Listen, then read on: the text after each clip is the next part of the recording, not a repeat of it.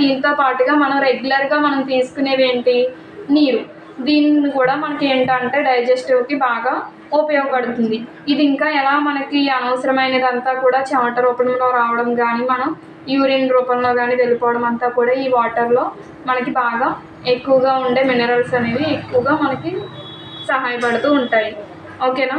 Next ఇంకొకటి ఏంటి అంటే, ఈ వాటర్ కంటెంట్ అనేది మనకి ప్రతి వెజిటేబుల్లోని, నెక్స్ట్ ఫ్రూట్స్లో కానీ ఎక్కువగా మనకు కనిపిస్తూ ఉంటుంది. మనం ఒక నిమ్మకాయని కట్ చేసిన, టమాటాని కట్ చేసిన, వెజిటేబుల్ని కట్ చేసిన ఏమవుతుంది, మన చేతులు అనేవి తడిచిపోతున్నాయి. దీన్ని బట్టి మనకి ఏం తెలుస్తుంది, అందులో ఎంతో కొంత వాటర్ కంటెంట్ అనేది ఉంది. వాటి ద్వారానే మనకి ఈ వాటర్ సరిపోతుంది అంటే కాదు.